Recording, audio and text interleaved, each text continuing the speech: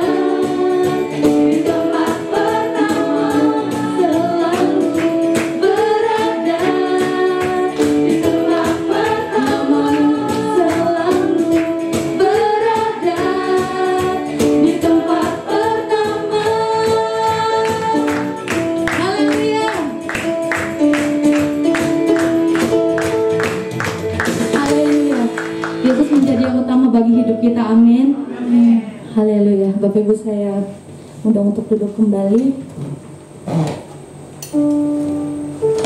Kita mau lebih lagi nyatakan pujian kita. Kita mau lebih lagi bawa hati kita di hadapan Tuhan. Ini hidup kami ya Tuhan. Ini hati kami ya Tuhan.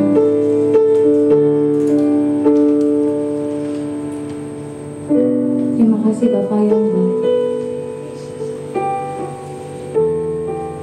Terima kasih Tuhan.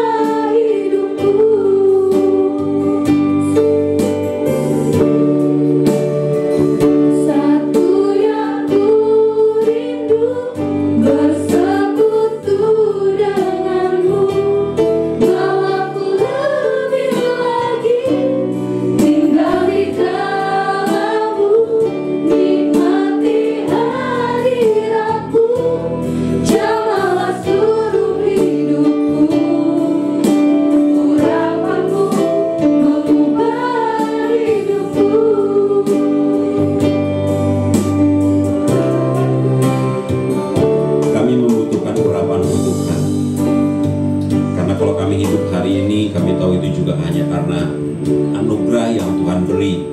Kami mau bersyukur Tuhan untuk pagi hari ini. Kau masih melayakan setiap kami untuk boleh datang beribadah, menikmati kemurahan-Mu, menikmati kebenaran-Mu, menikmati sukacita, damai sejahtera-Mu melimpah-limpah dalam hidup kami.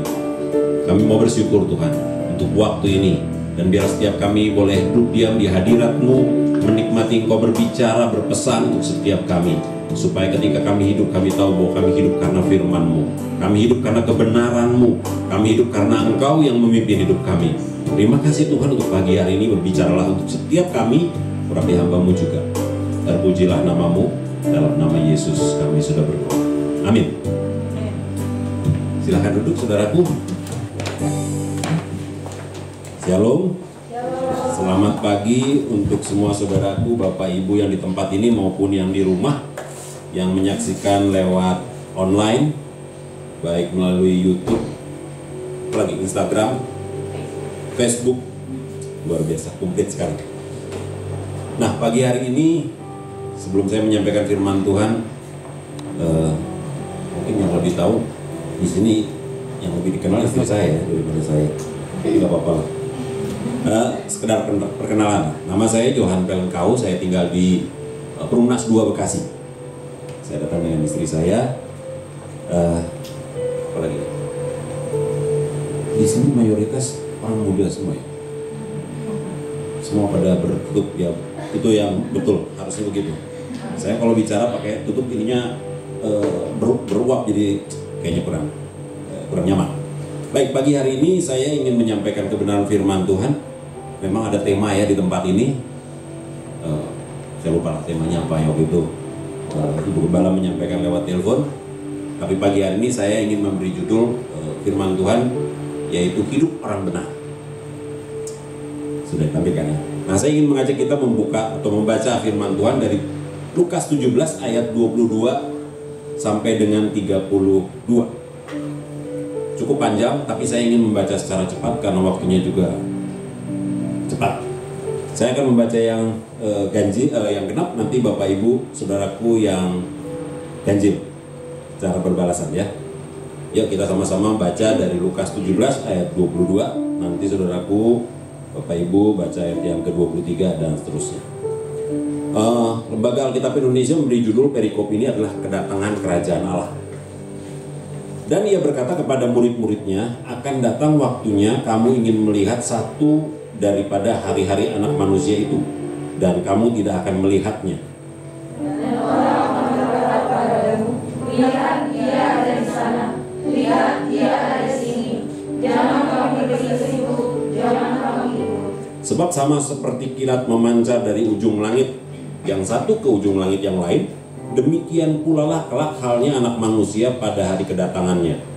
Tetapi ia dapat menanggung banyak penderitaan dahulu dan ditolak oleh angkatan ini. Dan sama seperti terjadi pada zaman Nuh, demikian pula lah halnya kelak pada hari-hari anak manusia. Mereka aman dan Nuh, mereka kawin dan kawinkan, sampai kepada hari Nuh masuk dalam bentara. Lalu datang hari Tuhan dan membinasakan mereka semua. Demikian juga seperti yang terjadi di zaman Lot. Mereka makan dan minum, mereka membeli dan menjual, mereka menanam dan membangun. Tetapi pada hari Lot pergi keluar dari Sodom, turunlah hujan api dan hujan belerang dari langit dan membinasakan mereka semua. Demikianlah halnya kelak pada hari di mana anak manusia menyatakan dirinya. Barang siapa pada hari itu sedang di peraminan, di atas rumah dan barang-barangnya ada di dalam rumah, janganlah ia turun untuk mengambilnya. Dan demikian juga orang yang sedang di ladang, janganlah ia kembali. Oke, ayat 32, yuk kita baca sama-sama. 1, 2, 3. Ingatlah akan peristiwa. Ya, kalau kita perhatikan dari perikop ini, Bapak Ibu Saudaraku, Tuhan Yesus sedang menyampaikan hal-hal apa yang akan terjadi ketika kerajaan Allah datang. Artinya berbicara dengan situasi dan kondisi saat ini. Nah, kalau kita perhatikan di situ ada 2 nama keluarga yang disebut. Yang pertama keluarga siapa? Nuh dan keluarga Lot. Nah, keluarga Nuh dan keluarga Lot itu kira-kira terjadi, keluarga ini ada itu kira-kira 2000 atau 3000 tahun sebelum Tuhan Yesus datang. sebelum Tuhan Yesus hadir. Dan Tuhan Yesus sudah menyatakan kelak akan terjadi hal yang sama. Kenapa dikatakan begitu? Kalau saudaraku perhatikan, Bapak Ibu perhatikan di dalam ayat yang ke-24, 26 dan 30. 3 kali Tuhan bilang ini, demikian pula lah kelak, demikian juga kelak, sampai 3 kali. Artinya gini, ada kemiripan waktu zaman Nuh, zaman Lot, sampai nanti di akhir zaman. Nah, saya nggak ingin menakut-nakuti, tapi banyak hamba Tuhan yang berkata kita ini sudah hidup di akhir zaman. Jadi bersyukurlah saudara-saudaraku, mungkin belum sempat jadi almarhum dan almarhumah udah ketemu dengan Tuhan Yesus. Saya juga berdua pengennya begitu, tapi ya Tuhanlah yang menentukan ya. Nah, kalau kita berbicara bahwa ternyata kita ini ada di akhir zaman, berarti apa yang Tuhan Yesus sampaikan sudah mau digenapi. Ada kemiripan dengan apa yang terjadi dengan yang Tuhan Yesus katakan. Nah, saya ingin fokus saudaraku kepada satu keluarga yang namanya keluarga Lot. Karena tadi ayat yang terakhir kita sama-sama katakan apa? Ingatlah akan istri Lot. Saya yakin semua kita di sini lulus sekolah minggu ya. Tahu lah cerita Lot kan? Ada nggak yang mau pakai nama Lot? Pasti pada mau kalau tahu ceritanya. Oke, nah saudaraku, kalau kita perhatikan, kita mau tanya siapa Lot itu? Oke, apa yang kata Alkitab selain yang diceritakan di firman Tuhan? Nah, saya ingin mengajak kita membaca di slide saya ada dalam 2 Petrus 2 ayat 7 dan 8. 2 Petrus 2 ayat 7 dan 8. Siapakah Lot itu? Nah, saya ingin membacanya untuk kita semua. Firman Tuhan katakan begini tentang Lot. 2 Petrus 2 ayat 7 dan 8. Tetapi ia menyelamatkan Lot, orang yang benar, yang terus-menerus menderita oleh cara hidup orang yang tak mengenal hukum dan yang hanya mengikuti hawa nafsu mereka saja. Sebab orang benar itu tinggal di tengah-tengah mereka dan setiap hari melihat dan mendengar perbuatan-perbuatan mereka yang jahat itu, sehingga jiwanya yang benar itu tersiksa. Saya mau tanya, Lot orang benar nggak? Kok kayaknya ragu-ragu? Sekarang minggu dengar dulu. Lot orang benar nggak? Oh, Bapak Ibu, saya suka dengar nih, kalau suka berlihat beberapa kali ibadah di sini. Setiap kali mau firman Tuhan, Pak Gembala sama Ibu Gembala suka mendeklarasikan apa? Alkitab itu adalah firman Allah yang hidup, setuju? Nah, coba kalau saudara perhatikan apa yang dibilang tentang Lot. Jangan ragu-ragu dong. Dia orang benar, bukan orang nggak benar. Setuju? Ragu-ragu bener. Nah, saudaraku, dari firman Tuhan kita tahu bahwa dia orang benar. Bahkan di situ dikatakan 2 kali tuh. Ya, perhatikan di situ ya. Dalam ayat 7 di situ dikatakan Lot orang yang benar. Di ayat 8 dikatakan sebab orang benar ini. Jadi Lot bukan orang yang nggak benar, orang yang benar. Nah, pertanyaannya, kalau firman Tuhan yang menetapkan dia benar, berarti benar kan? Kenapa dia benar? Karena jangan ragu-ragu, mau saya gini, dia itu hidup sama omnya. Setuju ya? Abraham itu luar biasa. Rupanya kebenaran Abraham itu dibagikan kepada Lot, sehingga Tuhan menetapkan Lot sebagai orang benar juga. Setuju ya? Nah, Bapak Ibu, pagi hari ini kenapa judulnya hidup orang benar? Karena berdasarkan yang tadi kita sudah baca, maka kita mau sama-sama melihat bagaimana hidup orang benar. Hidup orang benar selalu diwarnai dengan keputusan-keputusan yang dia buat. Setuju? Nah, kita perlu belajar supaya di akhir zaman ini kita makin mengerti bagaimana sih cara hidup yang benar, yang Tuhan inginkan. Nah, Bapak Ibu, ada 4 hal secara cepat yang ingin saya sampaikan pada pagi hari ini. Saya ingin, poin yang pertama, saya ingin mengambil ini sedikit. Kita kan perlu melihat kapan Lot itu hidup. Lot itu hidup bersama dengan omnya, Abraham. Setuju ya? Itu zaman-zamannya. Nah, saya ingin mengajak kita membaca. Nanti saudaraku, Bapak Ibu, baik yang di sini maupun yang di rumah bisa melihat dari slide yang saya bawa. Di situ saya ingin membaca dari Kejadian 13 ayat 6 sampai dengan 8. Firman Tuhan katakan begini. Tetapi negeri itu tidak cukup luas bagi mereka untuk diam bersama-sama. Sebab harta milik mereka amat banyak, sehingga mereka tidak dapat diam bersama-sama. Karena itu terjadilah perkelahian antara para gembala Abram dan para gembala Lot. Waktu itu orang Kanaan dan orang Feris diam di negeri itu. Maka berkatalah Abraham kepada Lot, janganlah kiranya ada perkelahian antara aku dan engkau, dan antara para gembalaku dan gembalamu, sebab kita ini kerabat. Poin yang pertama begini, saudara. Orang benar itu hidup selalu berinisiatif untuk berdamai. Nah, kalau Bapak Ibu, saudaraku perhatikan, Lot ini rupanya keponakan, bukan sekedar keponakan biasa. Lot ini seorang pemuda yang pintar. Lot ini seorang saya mau katakan dia seorang pemuda bukan yang biasa-biasa aja, bukan yang cuma sekedar ngikut-ngikut omnya, tapi rupanya dia punya kemampuan bisnis juga yang luar biasa. Kenapa saya mau katakan begitu? Karena kalau kita perhatikan, antara hartanya Abraham, omnya, dengan harta Lot, akhirnya bisa sama banyak. Berarti kan si Lot ini bukan sekedar ngebeng, ya, bukan sekedar ngikut, tapi dia punya otak bisnis juga. Dia pintar juga, dia bisa mengembangkan. Memang waktu itu bisnisnya mungkin cuma ternak, tapi Alkitab mencatat bahwa hartanya dia dengan Abraham sama banyak. Makanya akhirnya gembalanya juga sama banyak. Akhirnya suka ribut nih. Mungkin gembalanya katakanlah yang kadang-kadang bikin ribut mungkin bukan gembala, tapi dombanya. Mungkin dombanya jadi rebutan air, dombanya jadi rebutan rumput, dombanya jadi sering berantem. Akhirnya gembalanya juga ikut berantem. Nangkep ya? Itu yang ada pada saat itu. Nah, luar biasa begini. Abraham sebagai omnya berinisiatif untuk berdamai dengan keponakannya.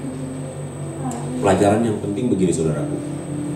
Ketika engkau hidup hari ini, di akhir zaman ini, ada begitu banyak situasi dan kondisi yang kadang-kadang pengen cari ribut. Kita melihat situasi di negara kita. Banyak yang ingin kisruh, ya kan? Tapi bagaimana engkau hidup sebagai orang-orang benar? Tuhan tempatkan kita dimanapun, dalam pekerjaan, dalam bidang apapun. Mungkin kerja di rumah, mungkin belajar di rumah. Sekarang kan banyak persoalan baru ya. Dengan belajar di rumah, kerja di rumah, kakak sama adik gesekan, mama sama papa yang biasanya satu ke kantor, satu di dapur, sekarang kerjanya dua-duanya di rumah nih. Jadi ribut juga. Pertanyaannya, apakah engkau mau berinisiatif menciptakan suasana tenang, suasana baik, suasana yang damai? Perhatikan, Abraham yang mengambil inisiatif. Dia panggil sih, Lot, kita berdamai. Alkitab mencatat begini, di tengah-tengah mereka ada waktu itu ada orang Kanaan dan orang Feris. Lalu Abraham bilang, kita ini kerabat, kita harus berdamai. Jangan sampai kesaksian hidup kita menjadi kesaksian yang tidak benar untuk orang Kanaan dan orang Feris. Nangkap ya saudaraku? Saudaraku, di dalam hidup kita Tuhan juga ingin kita seperti itu. Cara hidup kita itu cara hidup yang mencari damai, bukan cari ribut. Jadi usahakan kedamaian, usahakan selalu hal-hal yang baik, hal-hal yang luar biasa. Saya di rumah itu, saudaraku, kalau saudaraku tahu ya, Bapak Ibu, rumah saya itu di belakang SMA 2, belakangnya Rumah Sakit Mitra. Sekarang kan ini banyak ini ya, mobil online maupun motor online. Itu seringkali dari depan rumah saya itu banyak sekali yang parkir, sehingga kadang-kadang cukup mengganggu. Mobil mau keluar lah, susah lah. Beberapa tetangga tuh udah bilang gini, Pak, marahin aja tuh Pak, supir-supir ini kadang-kadang parkir itu suka sembarangan. Pernah satu kali pas mau khotbah lagi, saya masih ingat itu awal-awal Juni atau awal-awal Juli ya, di tahun ini mau keluar mobil, aduh kebetulan juga mobil saya mobil gede gitu kan, mobil keluarga, jadi agak susah, sampai akhirnya timbul kemacetan. Orang sampai bilang gini, Pak, marahin aja tuh Pak. Saya dengan senyum dalam hati saya, gua mau khotbah terus gua marah-marah kan lucu banget ini. Enggak, saya tersenyum aja, terima kasih. Enggak apa-apa Pak, yang penting mobil saya masih bisa jalan, masih bisa keluar, is okay. Sampai hari ini, tanya istri saya juga tahu lah, jadi saksinya. Enggak pernah mau menghalang, mau apa, paling kalau misalnya saya memang tidak bisa keluar, saya keluar cuma bilang, Pak, tolong Pak, saya mau keluar. Jadi saudaraku, Tuhan ingin setiap kita menjadi pribadi-pribadi di akhir zaman ini yang membawa kedamaian dimanapun kita berada. Ibrani 12 ayat 14 di slide kita ada, Mari kita baca sama-sama. 1, 2, 3. Ada ya? Di slide-nya ada? Berusahalah. Oh, coba tolong diklik Pak. Oh, sudah. Oke. Saya ingin mengajak kita baca Ibrani 12 ayat 14. Di situ dikatakan, firman Tuhan katakan begini. Berusahalah hidup damai dengan semua orang dan kejarlah kekudusan. Sebab tanpa kekudusan tidak seorang pun akan melihat Tuhan. Roma 12 ayat 13 sampai 18 katakan, sedapat-dapatnya kalau itu bergantung padamu, hiduplah dalam perdamaian dengan semua orang. Semua orang. Kemanapun kau pergi, bawalah kedamaian. Jangan sampai orang di rumah bilang gini, waduh kalau ada dia nih, kisruh nih rumah nih. Jangan sampai begitu. Saudara semua, saudaraku, baik yang sudah berkeluarga, baik yang mau berkeluarga, jadilah pribadi-pribadi yang selalu berinisiatif, membawa kedamaian kemanapun kau pergi. Kita mau sama-sama belajar seperti Abraham. Abraham yang ambil inisiatif, dia panggil untuk keponakannya. Kita harus berdamai. Jangan sampai gembalanya ribut, dombanya ribut, bosnya juga ikut ribut. Itu yang Tuhan gak inginkan. Oke, poinnya itu poin yang pertama. Yang kedua, saudaraku, cara hidup orang yang benar. Saya ingin mengajak kita membaca, melanjutkan ya, Kejadian 13 ayat 9 sampai dengan 11. Firman Tuhan katakan begini. Bukankah seluruh negeri ini terbuka untuk engkau? Baiklah, pisahkan dirimu daripadaku. Jika engkau ke kiri, maka aku ke kanan. Jika engkau ke kanan, maka aku ke kiri. Lalu Lot melayangkan pandangnya dan dilihatnya bahwa seluruh lembah Yordan banyak airnya, seperti taman Tuhan, seperti tanah Mesir, sampai ke Zoar. Hal itu terjadi sebelum Tuhan memusnahkan Sodom dan Gomora. Sebab itu Lot memilih baginya seluruh lembah Yordan itu, lalu ia berangkat ke sebelah timur dan mereka berpisah. Poin yang kedua itu begini, saudaraku, Bapak Ibu, baik yang di tempat ini maupun yang di rumah. Poin yang kedua, cara hidup orang benar Tuhan ingin kita mendahulukan yang lain. Abraham dia panggil loh. Sekarang kamu pilih. Kalau kamu ke kiri, saya ke kanan. Kalau kamu ke kanan, saya ke kiri. Saya mau tanya sama saudara. Dalam masalah ini, harusnya siapa yang duluan milih? Kenapa, Bro? Dia omnya. Dia lebih tua. Harusnya mah, udah om, monggo om duluan lah.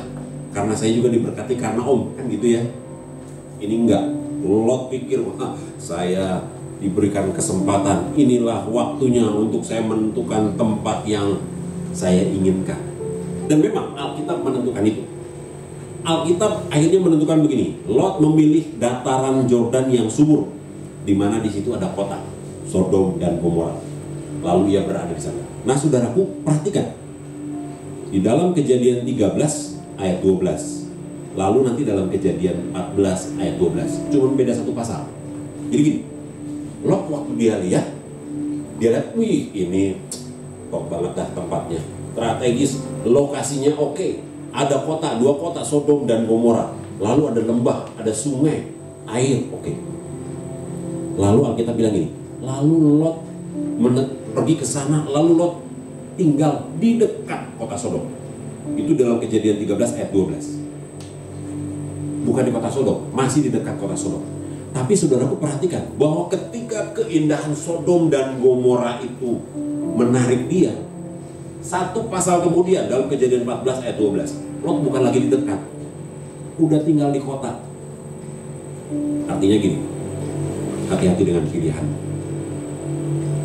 Sodom dan Gomora itu terkenal dengan kota yang penuh dengan hingar-bingar, hawa nafsu, kejahatan, hal-hal yang tidak sesuai dengan firman. Kadang-kadang begini, kita sebagai orang beriman suka berpikir gini, saya kan orang benar di dalam Tuhan, saya menikmati anugerah keselamatan. Kalau berhadapan dengan dosa, saya pasti menang. Betul, tapi kalau engkau tidak berhati-hati, hati-hati dengan pilihanmu. Karena kadangkala keindahan, tawaran, apa yang engkau lihat itu akan menjerumuskan kamu. Sama seperti Lot. Nah, kalau kita perhatikan saudaraku, apa yang terjadi dengan Lot ketika dia sudah tinggal dalam kota? Ini cukup menarik. Alkitab mencatat gini, satu kali ada 4 orang raja yang menyerbu kota Sodom dan Gomora, dan Lot termasuk keluarga yang ditawan. Nah, luar biasanya gini, omnya nih, Abraham, waktu dia dengar,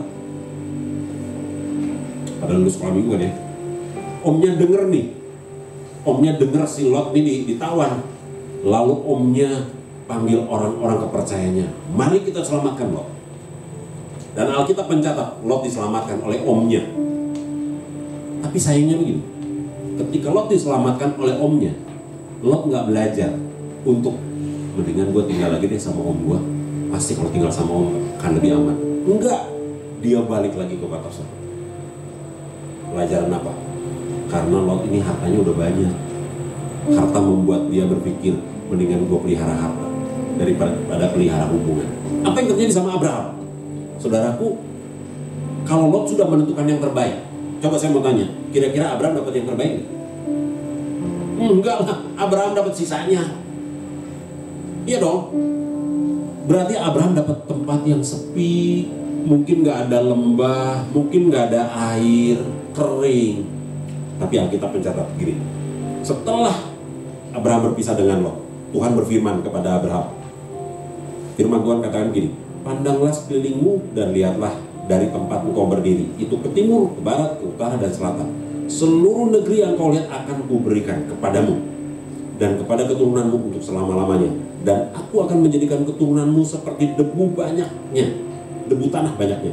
Sehingga jika seandainya ada yang dapat menghitung debu tanah, keturunanmu pun juga akan dapat dihitung juga. Bersiaplah jalan negeri ini menurut panjang dan lebarnya, sebab kepadamu lah akan kuberikan negeri ini.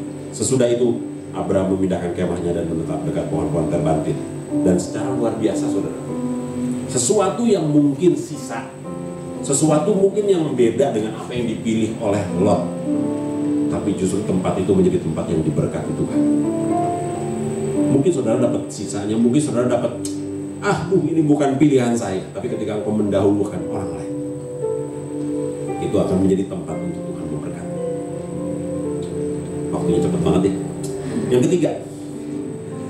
ketiga, saya ingin mengajak Bapak Ibu Saudaraku, poin yang ketiga ini dalam Kejadian 14 ayat 14. Firman Tuhan katakan begini, ketika Abraham mendengar bahwa anak saudaranya tertawan, maka dikerahkannya lah orang-orang yang terlatih, yakni mereka yang lahir di rumahnya. Coba baca sama-sama dengan kita, ada di situ. Ada berapa orang? 318 orang banyaknya. Lalu mengejar musuhnya sampai ke Dan.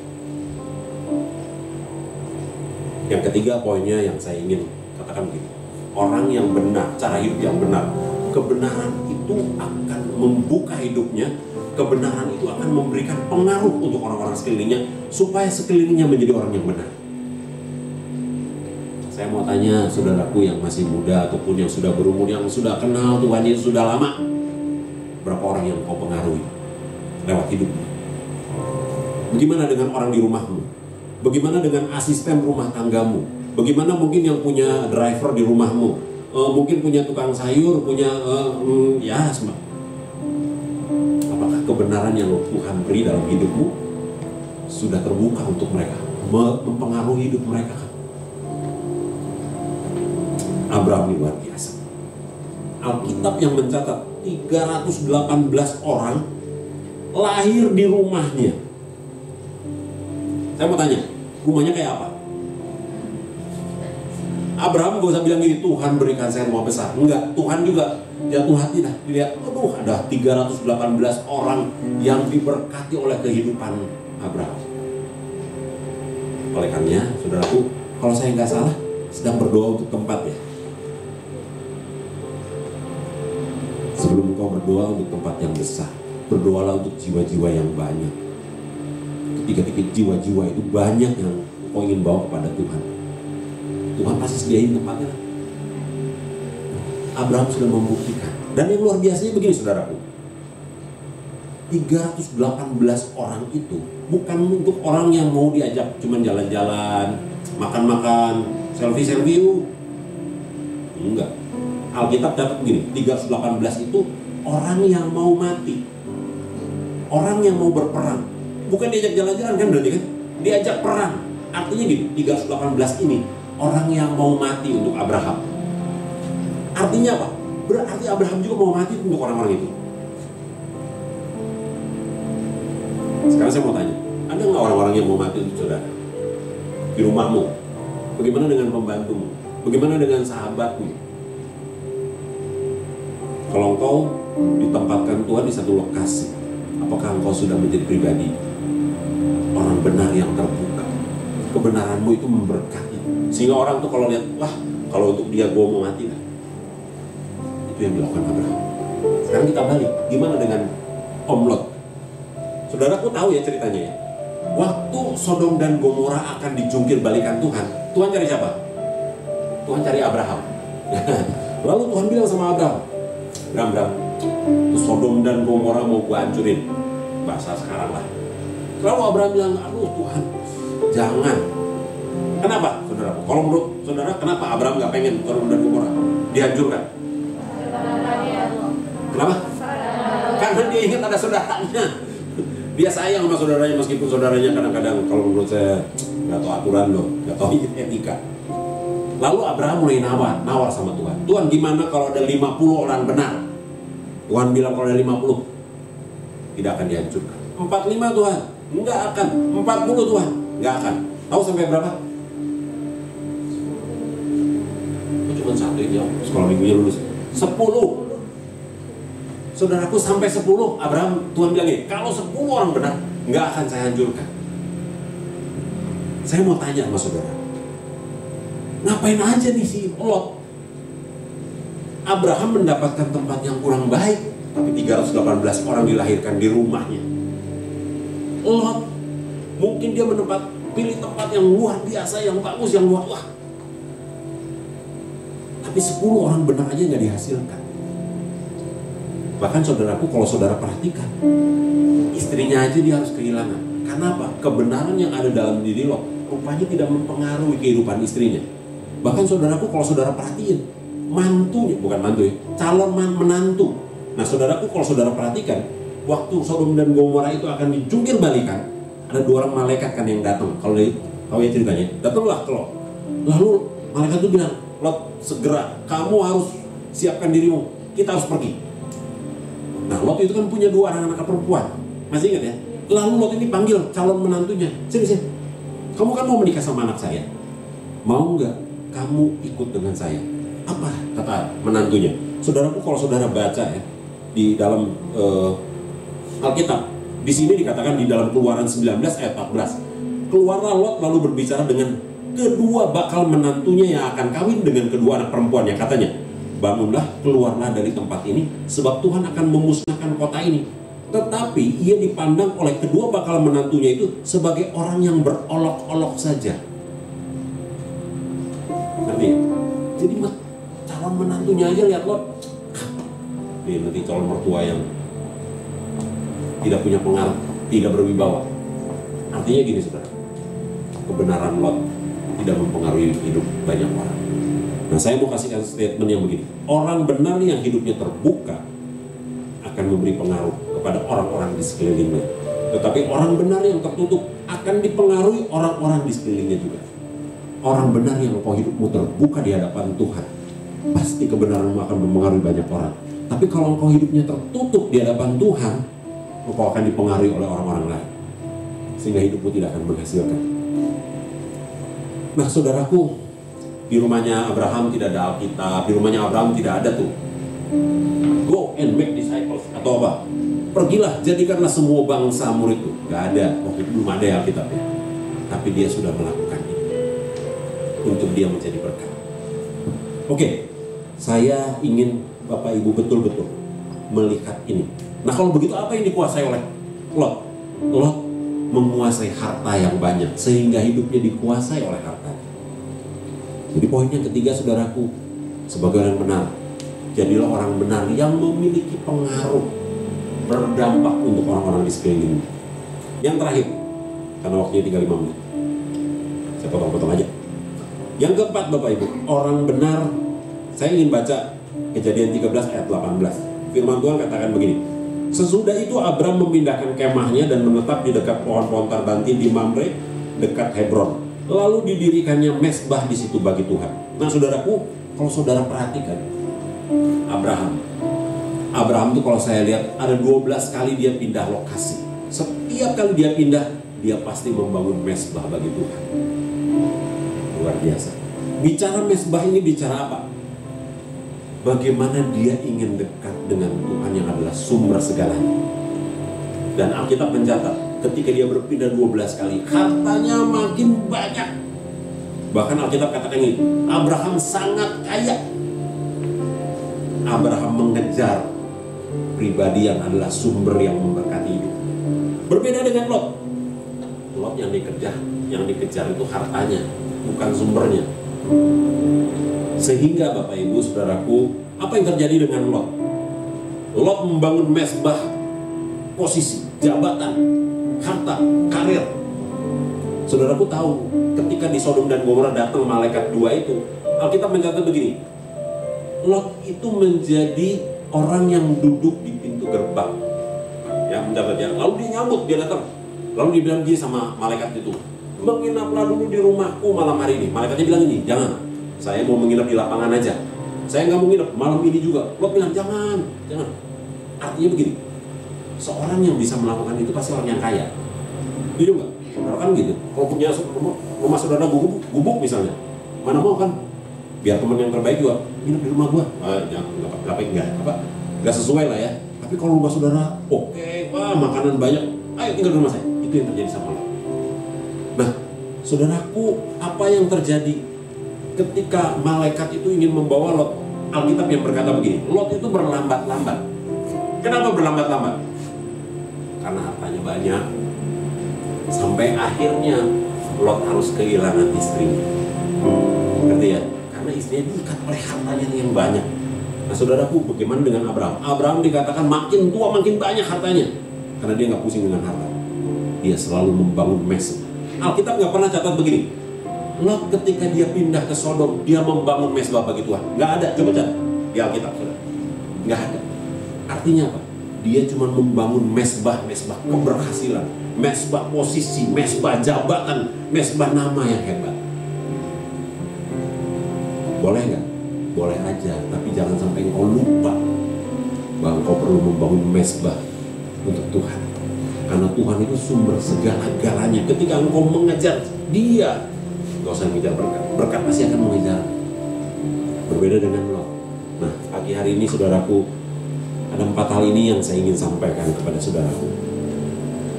Mari kita sebagai orang benar hidup dengan cara yang benar.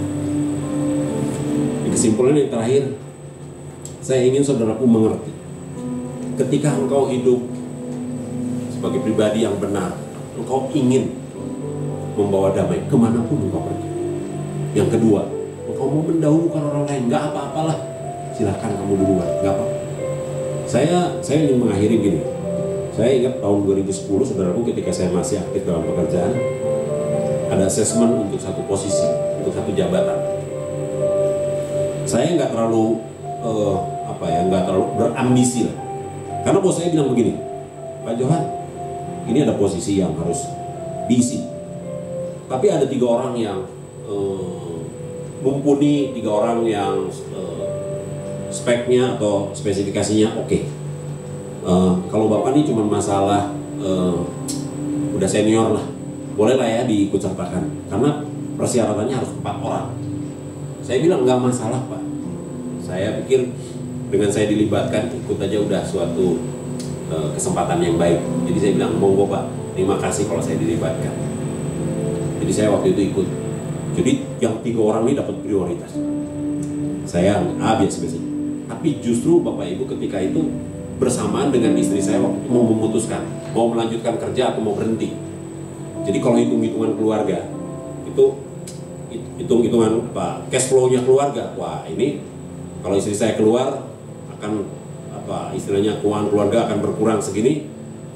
Tapi saya berdoa, Tuhan kalau ini kehendak-Mu, Tuhanlah yang buka jalan. Singkat cerita gini saudara, waktu di assessment panggil diuji, gimana saudaraku, karena saya tidak ada beban, saya rileks saja. Ditanya apapun saya jawab. Singkat cerita saya lolos dan lulus. untuk posisi itu. Padahal orang pada bilang gini, lu tuh sebetulnya nggak masuk hitungan, udah hitam lu. Tapi saya bersyukur karena ada Tuhan yang menyertai saya. Dan ketika saya dites pun saya tanpa beban kan. Mungkin yang lain dengan posisinya, dengan jabatannya, dengan ada yang satu S2 dari Eropa. Saya S3, saya tahu lah, SD, SMP, SMA. Tapi Tuhan izinkan, anugerah Tuhan. Oleh karena saudaraku, mari milikilah cara hidup yang Tuhan inginkan sebagai orang yang benar. Yang ketiga, saya ingin saudara mengerti apa yang tadi Abraham lakukan. Jadilah orang benar yang membuka hidupmu. Katakan begini, Tuhan dimanapun aku Tuhan tempatkan, kebenaran yang Tuhan taruh, aku ingin itu mempengaruhi orang-orang di sekeliling. Pembantu di rumah kami kerja dari tahun 2004, tahun 2013 udah sempat keluar malah dari rumah kami, tapi kami terus berdoa. 2013 oleh anugerah Tuhan dia terima Tuhan Yesus, dibaptis, dan hari ini sudah melayani Tuhan. 2015 kami berdoa, Tuhan ini rumah kami kok kayaknya kami ingin rumah kami punya pengaruh. Kami berdoa, dan mulai 2015 pintu rumah kami terbuka, dan kami mau bersyukur sampai hari ini ada banyak orang yang dibawa kepada Tuhan. Jadi apa ya, hari ini pun saya mungkin nanti tidak lama-lama jam 11 sudah harus pulang karena ada ibadah anak-anak di sana, 7 atau 8 anak. Jadi ketika hidupmu dibuka, hidupmu terbuka untuk banyak orang, percayalah kebenaranmu itu akan memberkati banyak orang. Dan saya mau bersyukur juga lewat apa yang poinnya keempat tadi, bagaimana Abraham mempraktekkan gaya hidup yang keempat. Apa yang keempat tadi? Nah, membangun mezbah bagi Tuhan. Kapanpun, dimanapun, apapun aktivitasmu, apapun kesibukanmu, bangun mezbah untuk Tuhan. Bangun mezbah tidak harus saudara duduk diam, lipat tangan, enggak. Ketika engkau bekerja, saya dulu masih ingat pagi, saya sampai kantor, saya selalu katakan ini, terima kasih Tuhan. Saya mau pensiun, saya naik motor malah. Kantor saya di Blok M. Setiap hari 25 kilo, 50 kilo PP. Tapi setiap kali saya sampai dimanapun, di kamar mandi pun, terima kasih Tuhan, aku masih hidup hari ini, aku boleh bekerja. Itulah mezbah-mezbah yang kita bangun. Saudaraku, dimanapun engkau berada, bangun selalu mezbah Tuhan. Katakan Tuhan, aku mau bersyukur kalau aku hidup. Aku tahu bahwa engkau ada, memimpin hidupku, menerangi jalan-jalanku, memberikan hikmat, memberikan kemampuan untuk aku bisa melakukan banyak hal. Semuanya hanya untuk kemuliaan Tuhan. Mari kita tundukkan kepala. Hamba-Mu sudah selesai Tuhan menyampaikan kebenaran firman. Tapi Tuhan, Engkau belum selesai dengan hidup kami semua.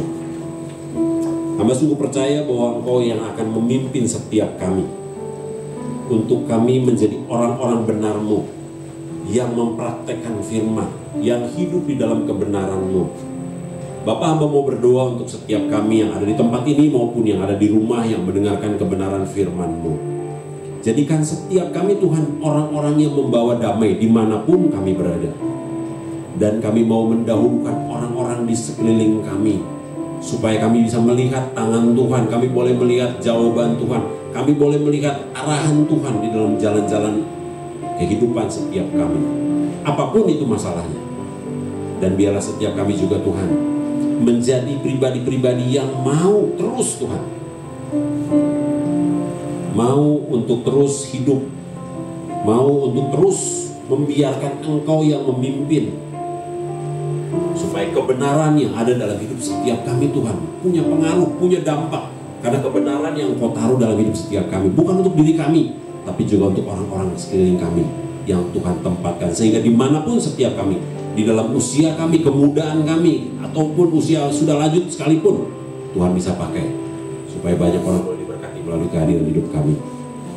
Dan setiap kami Tuhan haus dan rindu untuk selalu membangun mezbah Tuhan dimanapun kami berada. Kami selalu menyadari bahwa hadirat-Mu itu begitu kuat dalam hidup setiap kami, supaya kami menjadi orang-orang benar-Mu di akhir zaman ini, supaya kami menjadi pribadi-pribadi yang menggenapi rancangan-Mu, rencana-Mu untuk setiap kami.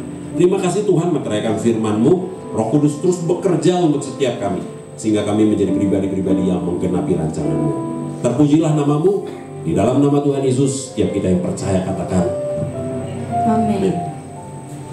Ya, Terima kasih Pak Johan untuk kebenaran firman-Nya. Tuhan Yesus memberkati. Boleh kita angkat kedua jempol kita, Bapak Ibu teman-teman. Katakan, terima kasih Pak Johan untuk firman-Nya. Tuhan Yesus memberkati. Ya, sebentar kita akan memberikan persembahan, Bapak Ibu.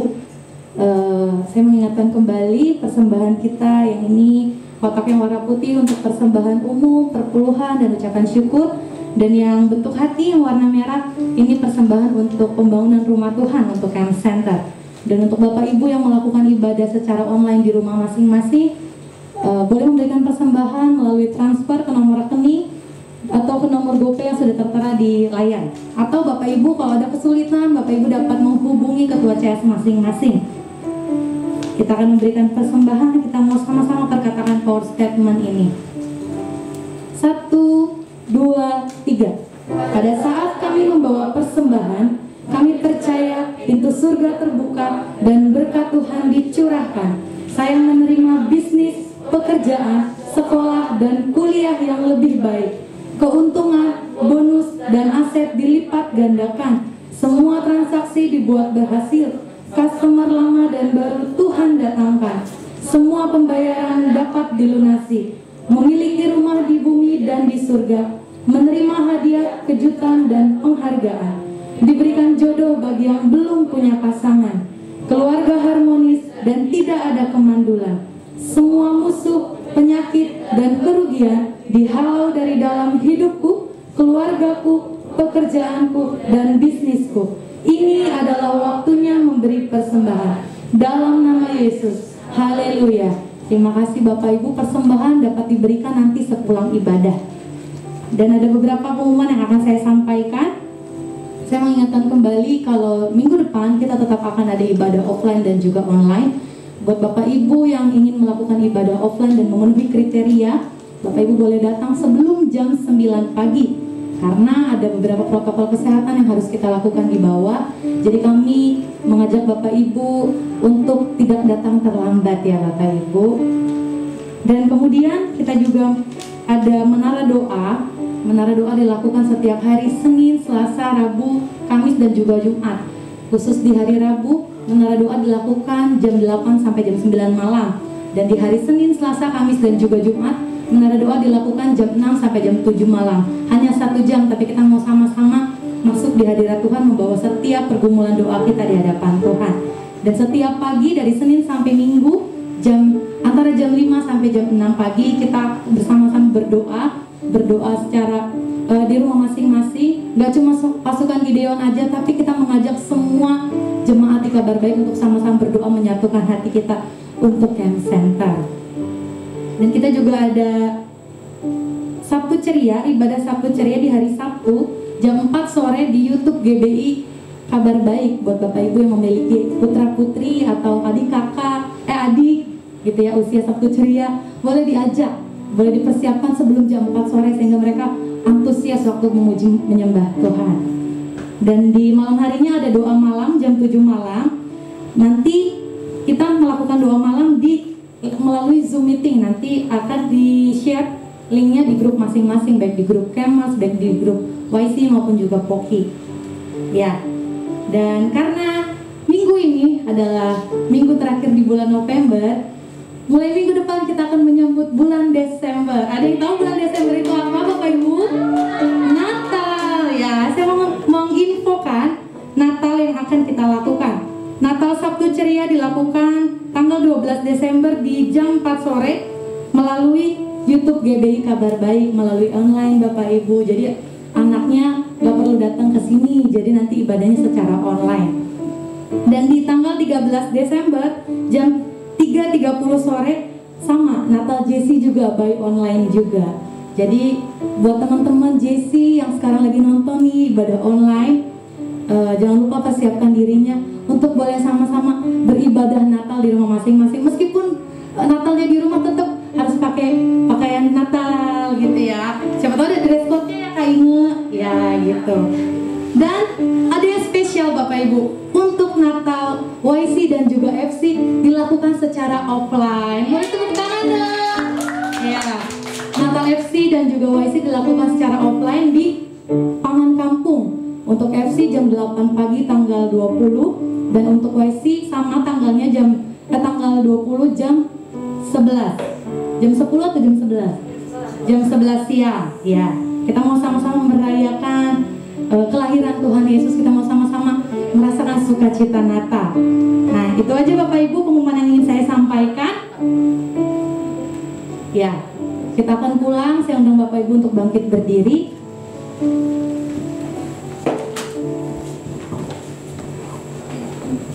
Mari kita tundukkan kepala kita akan mengakhiri ibadah pada pagi hari ini. Bapak, kami mau bersyukur untuk kebenaran firman-Mu dan juga untuk setiap kami yang hari ini Tuhan sudah anugerahkan kekuatan, kesehatan dan juga kemampuan untuk kami mendengarkan kebenaran-Mu. Tiba saatnya kami melakukan kebenaran firman-Mu. Tiba saatnya setiap kami menjadi pelaku firman. Setiap kami disiapkan Tuhan untuk pergi keluar dan menjadi terang, menjadi berkat, menjadi pribadi-pribadi yang mempraktekkan kebenaran-Mu. Sehingga kemanapun kami pergi, ada Kristus yang kami bawa, ada damai sejahtera sukacita yang dibagikan untuk sekeliling kami. Kami pagi hari ini bersehati mau berdoa untuk apa yang digumuli di tempat ini. Kami sungguh percaya Engkau Bapa sumber segalanya, Engkau yang akan memenuhi segala sesuatu yang diperlukan. Kami mau berdoa untuk Pak Tanto, Bu Mari sebagai gembala, pekerja-pekerja yang lain, siapapun yang terlibat dalam pelayanan tempat ini. Tuhan yang memberkati segala sesuatu yang digumuli, segala sesuatu yang diperlukan, Tuhan yang akan mencukupkan, Tuhan yang akan memberikan mereka secara berkelimpahan. Terima kasih Tuhan. Kami sungguh percaya firman-Mu akan terus-menerus memimpin kehidupan setiap kami, menyertai kami, menolong kami untuk kami mengalami kebenaran firman-Mu, sehingga firman-Mu tidak hanya menjadi pengetahuan tapi menjadi kehidupan bagi setiap kami. Terima kasih Tuhan. Umat Tuhan, mari kita pulang, mari kita angkat tangan kita, mari kita angkat hati kita bawa hidup kita kepada Tuhan. Berkat yang besar dari Allah Bapa turun untuk kita semua.